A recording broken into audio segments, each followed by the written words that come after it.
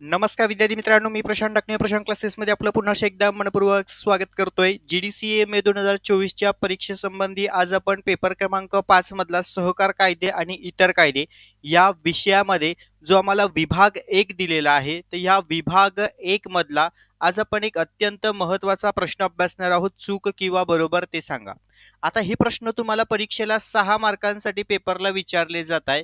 तर त्या संबंधीचे मी काही महत्त्वाचे मे 2024च्या परीक्षा संबंधी अतिसंभाव्य प्रश्न 25 प्रश्न मी तुमच्यासाठी घेऊन आलो आहेत आणि हे 25 प्रश्न तुम्ही व्यवस्थित लक्ष देऊन काळजीपूर्वक कन्सेप्टली समजून घेणं आवश्यक आहे आणि याचा सराव थोडा व्यवस्थित जास्त पद्धतीने करा. अतिसंभाव्य हे प्रश्न आहेत मे 2024च्या परीक्षेच्या दृष्टीने खूप आणि खूप महत्त्वाचे असणार आहे. त्यामुळे व्हिडिओ शेवटपर्यंत नक्की बघायचा आहे. मध्ये कुठेही स्क्रिप्ट करायचं नाहीये. आणि जे विद्यार्थी आपल्या चॅनलला नवीन असतील तर त्यांनी सर्वप्रथम आपलं यूट्यूब चॅनल सबस्क्राईब करून ठेवा. बेल आयकॉनला क्लिक करा जेणेकरून आपले नवनवीन महत्त्वपूर्ण व्हिडिओज हे तुमच्यापर्यंत पोहोचलेच पाहिजे. सगळ्यात महत्त्वाचा पॉईंट आपल्याला चूक किंवा बरोबर हे 6 मार्कांसाठी परीक्षेला प्रश्न विचारले जातात. मग या प्रश्नांची उत्तरं लिहित असताना पहिला पूर्ण प्रश्न तुम्हाला उत्तरपत्रिकेमध्ये लिहायचं आहे आणि मग त्याच्या समोर त्याचं उत्तर तुम्हाला लिहिणं गरजेचं आहे. ओके. नाहीतर बरेचसे विद्यार्थी काय करतात, चूक चूक चूक आणि बरोबर बरोबर या पद्धतीने त्या ठिकाणी लिहित बसतात. तर प्रश्नपत्रिकेमध्ये जे प्रश्न दिलेला आहे तो प्रश्न तुम्हाला उत्तरपत्रिकेमध्ये लिहावा लागेल आणि मग नंतर त्याचं उत्तर त्याच्या समोर तुम्हाला लिहिणं कंपल्सरी असणार आहे. ओके. तर ही पहिली महत्त्वाची सूचना होती. तर चला बघूया आपण अतिसंभाव्य प्रश्न कोणते आहेत. व्हिडिओ शेवटपर्यंत नक्की बघा आणि हे 25 प्रश्न व्यवस्थित अभ्यासा. हवं तर व्हिडिओ पुन्हा पुन्हा बघा, तुम्हाला जसा वेळ मिळेल त्या पद्धतीने, तर तुमचे हे सर्व प्रश्न त्या ठिकाणी कव्हर होतील. तर आता काही महत्त्वाचे प्रश्न आहेत की जे विभाग 1 मध्ये तुम्हाला चूक किंवा बरोबर सेक्शनसाठी विचारले जातात.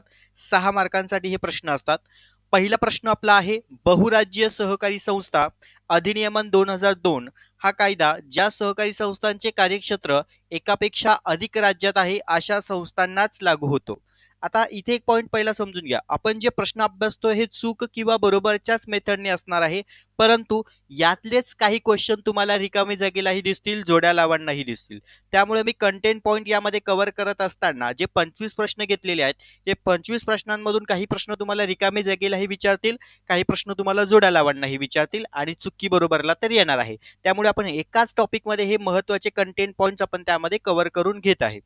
तर पहिला जो प्रश्न आहे, काय विचारलाय त्यांनी, बहुराज्य सहकारी संस्था अधिनियमन 2002 हा कायदा ज्या सहकारी संस्थांचे कार्यक्षेत्र, आता ज्या ज्या सहकारी संस्था आहेत ज्यांचं कार्यक्षेत्र आहे हे एकापेक्षा अधिक राज्यात आहे, म्हणजे वेगवेगळ्या राज्यांमध्ये त्यांचे कार्यक्षेत्र आहे, तर अशा संस्थांसाठी बहुराज्य सहकारी संस्थेचा कायदा त्या ठिकाणी लागू केला गेला होता आणि याचं उत्तर काय आहे, बरोबर आहे.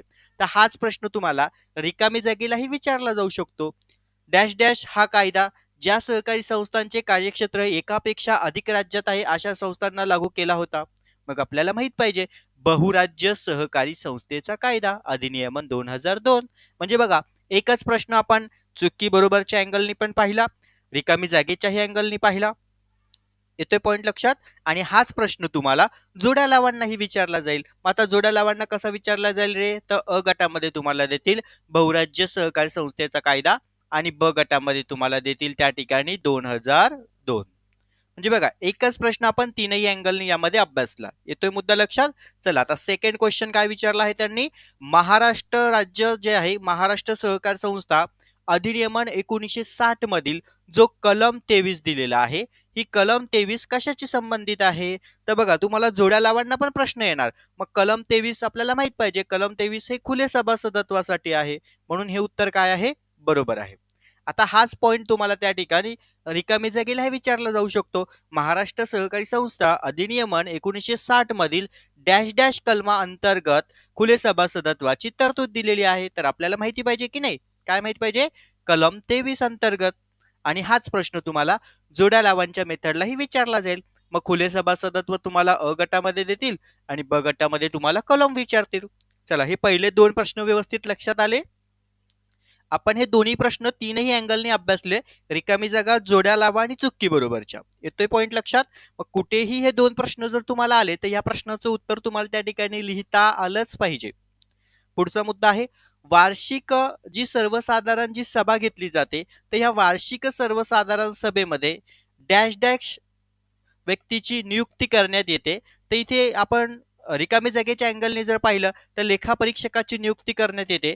त्याचबरोबर चुकी बरोबरला जर प्रश्न विचारला तर वार्षिक सर्वसाधारण सभेस लेखापरीक्षकाची नियुक्ती करण्याचा अधिकार आहे निश्चित. कारण संस्थेला जर त्या ठिकाणी वार्षिक लेखापरीक्षक जे असणार आहे म्हणजे लेखापरीक्षण करायचं असेल तर त्यासाठी लेखापरीक्षकाची नेमणूक करण्याची जी काही तरतूद आहे किंवा जी काही निवड केली जाते ती निवड वार्षिक सर्वसाधारण सभेमध्येच तो ठराव पास केला जातो. त्यामुळे याचं उत्तर बरोबर असणार आहे. चौथा प्रश्न आहे, सर्व कृषी उत्पन्न बाजार समितीच्या निवडणुकांचे आयोजन हे राज्य सहकार निवडणूक प्राधिकरण आयोगामार्फत केले जाते. याचं उत्तरही बरोबर आहे. पुढे म्हटलं आहे, सहकारी संस्थेच्या पोटनियम दुरुस्तीचा जो अर्ज आहे तो अर्ज जेव्हा आपण पोटनियम दुरुस्ती म्हणजे काय रे, तर उपविधी. जर तुम्हाला उपविधीमध्ये दुरुस्ती करायची असेल, जर संस्थेच्या पातळीवरती उपविधीमध्ये दुरुस्ती करायची असेल तर त्याच्यासाठी कलम आहे कलम 13. आणि जर निबंधकांकडनं आदेश आले की संस्थेच्या उपविधीमध्ये बदल करायचे आहे तर अशा वेळेस कलम आहे कलम 14. येते पॉइंट लक्षात. पण इथे आता आपल्याला प्रश्न वेगळा विचारला आहे. काय विचारलाय की सहकारी संस्थेचा पोटनियम दुरुस्तीचा अर्ज जर आम्ही निबंधकांकडून त्या ठिकाणी 2 महिन्याच्या आत निकाली काढणं जाणं आवश्यक आहे. बरोबर आहे. कारण तुम्ही ज्या वेळेस अर्ज सादर करणार तिथून पुढे 2 महिन्याच्या आत तो निकाली काढणं ही जबाबदारी निबंधकांची असणार आहे. त्यामुळे ह्या प्रश्नाचं उत्तर काय असेल, बरोबर असेल. 6वा प्रश्न आहे आपला, सहकारी संस्था आणि तिच्या नफ्यामधून राखीव निधी उभा करू शकते. निश्चित.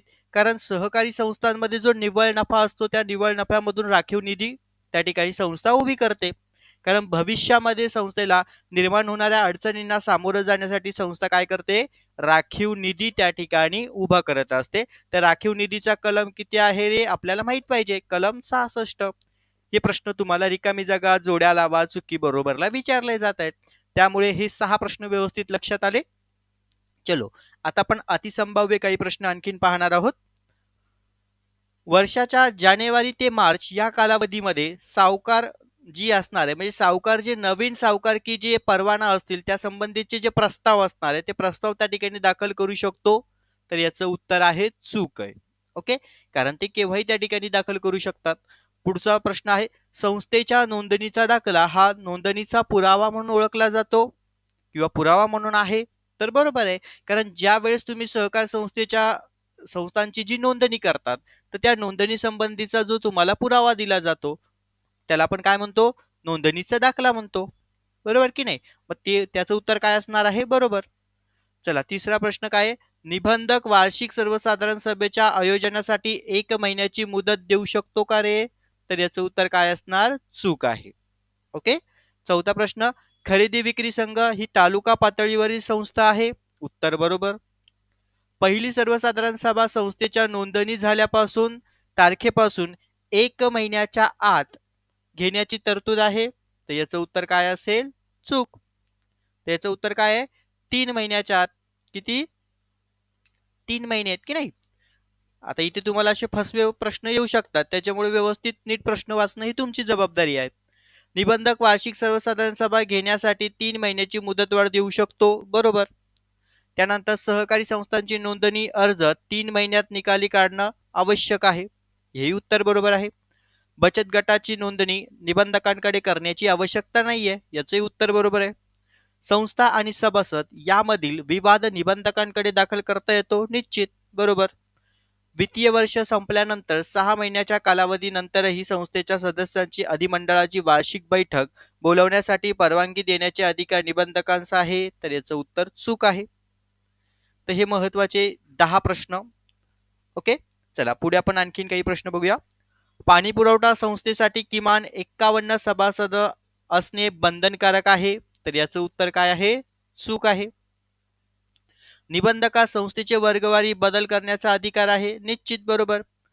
सहकारी हा शब्द वापरण्यास कोणतेही प्रतिबंध नाही. याचं उत्तर काय असणार, चूक. त्यानंतर बचत गटाची नोंदणीसाठी निबंधकांकडे नोंदणी करण्याची आवश्यकता नाहीये. याचं उत्तर बरोबर. सहकारी संस्थेच्या औपचारिक प्रवर्तकाविरुद्ध महाराष्ट्र सहकारी संस्था अधिनियमन 1960 चे जे कलम 83 आहे तर ह्या कलम 83 चे चौकशीचे आदेश देऊ शकतात. तर याचं उत्तर बरोबर. आता हाच प्रश्न तुम्हाला जोड्या लावांनाही येऊ शकतो. मग यामध्ये काय येणार, अ गटामध्ये तुम्हाला देतील निबंधक चौकशी. ओके, निबंधक चौकशी. आणि ब गटामध्ये काय देतील, कलम 83. ओके, तर म्हणजे बघा एकच प्रश्न तुम्हाला वेगवेगळ्या अँगलनी त्या ठिकाणी फिरून विचारला जातो. रिकामी जागेला हे प्रश्न विचारला जाऊ शकतो. त्यामुळे व्यवस्थित लक्ष देणं आणि ह्या सगळ्या गोष्टी समजून घेणं हे विद्यार्थ्यांची जबाबदारी आहे. त्यानंतर पुढे आहे महाराष्ट्र सहकारी संस्था अधिनियमन 1960 चे कलम 157 अन्वये राज्य शासन संस्थेला कायद्यातील काही तरतुदीपासून सूट देऊ शकते. उत्तर बरोबर. वार्षिक सर्वसाधारण सभा ही सहकारी संस्थेच्या अंतिम प्राधिकरण असते. निश्चित. याचे उत्तर काय असेल, बरोबर. सहकारी संस्थेला सभासदाला त्यांचे भागधारकाबाबत कोणती निर्बंध नाहीत. त्याचं उत्तर काय आहे, चूक. कारण त्यावरती काही निर्बंध आहेत ना, म्हणजे त्याच मर्यादित पर्यंतच भाग खरेदी करू शकतात की नाही. त्यानंतर निवडणूक संबंधी म्हणजे निवडणूक नामनिर्देशन पत्र नाकारल्यावर त्याविरुद्ध सहकार न्यायालयाकडे अपील दाखल करता येतो. निश्चित बरोबर आहे. कारण जर तुमचं त्या ठिकाणी निवडणूक नामनिर्देशन पत्र जर नाकारलं तर त्यासंबंधी तुम्ही सहकार न्यायालयामध्ये अपील दाखल करू शकतात. तेही उत्तर बरोबर आहे. असे एकूण महत्वाचे आपण आजच्या लेक्चरला हे 25 प्रश्न अभ्यासले आणि हे 25 प्रश्न परीक्षेच्या दृष्टीने खूप आणि खूप महत्वाचे आहेत. यामधले तुम्हाला परीक्षेला कोणतेही 6 प्रश्न त्या ठिकाणी क्वेश्चन पेपरमध्ये तुम्हाला येतात. त्यामुळे व्यवस्थित याचा अभ्यास करा आणि हेच महत्वाचे प्रश्नाचा सराव करा. असेच आणखी नवनवीन प्रश्न आपल्या चॅनल्सवरती अपलोड केले जातील. त्यासंबंधी तुम्हाला अपडेट्स पाहिजे असेल तर सर्वप्रथम आपला यूट्यूब चॅनल नक्की सबस्क्राईब करून ठेवा. आणि त्याहून अधिक म्हणजे आपल्या चॅनल्सवरती जे जे मी GDCA परीक्षेसंबंधी लेक्चर्स अपलोड केलेले आहेत तर तुम्ही प्लेलिस्टमध्ये जाऊन त्या ठिकाणी पेपर नंबर वाईज तुम्हाला त्या ठिकाणी व्हिडिओज अवेलेबल करून दिलेले आहेत. 2024च्या सेक्शनमध्ये पण भरपूर व्हिडिओज अवेलेबल आहेत. Paper 1, paper 3, paper 4, paper 5, paper 6चे सेक्शन्स तुम्हाला त्या ठिकाणी मी बनवून दिलेले आहेत. त्यामध्ये तुम्हाला संपूर्ण व्हिडिओ लेक्चर्स अवेलेबल आहेत. तर ते देखील तुम्ही व्यवस्थित अभ्यासले तर तुम्हाला परीक्षेला त्या ठिकाणी कोणतीच अडचण निर्माण होणार नाही. आणि ज्या विद्यार्थ्यांना PDF नोट्स पाहिजे असतील तर आपला स्क्रीनवरती तुम्हाला मी नंबर देतो 85 30 80 42 74 हा आपला व्हॉट्सअप नंबर आहे. या व्हॉट्सअप नंबरवरती तुम्ही त्या ठिकाणी तुम्हाला PDF नोट्स पाहिजे असतील तर तुम्ही जो GDCAचा फॉर्म फिलअप केलेला आहे त्याची PDF व्हॉट्सअपला पाठवा. आणि आपली जी प्राइस आहे 450 रुपये त्या ठिकाणी 450 प्राइस असणार आहे. या 450च्या प्राइसमध्ये तुम्हाला फोनपे गुगल पे केल्यावरती त्या ठिकाणी व्हॉट्सअपला PDF नोट्स सेंड केल्या जातील. Paper 1, paper 2, paper 3, paper 4, paper 5 आणि पेपर 6. पेपर 2 आपल्याकडे इंग्लिशमध्ये अवेलेबल आहेत आणि पेपर 1 पासून तर पेपर 3, 4, 5, 6 आपल्याकडे मराठी सेक्शन अवेलेबल आहेत. तर ज्यांना PDF नोट्स पाहिजे असेल तर त्यांनी या नंबरवरती फोनपे गुगल पे करा. 450 रुपये तुम्हाला व्हॉट्सअपला PDF नोट्स सेंड केल्या जातील. असेच महत्त्वपूर्ण प्रश्न तुमच्यापर्यंत पोहोचण्यासाठी सर्वप्रथम आपला यूट्यूब चॅनल नक्की सबस्क्राईब करून ठेवा. बेल आयकॉनला क्लिक करा जेणेकरून आपले नवनवीन महत्त्वपूर्ण व्हिडिओज हे तुमच्यापर्यंत पोहोचतील. आणि सर्व विद्यार्थ्यांना परीक्षेच्या दृष्टीने ऑल द बेस्ट. धन्यवाद.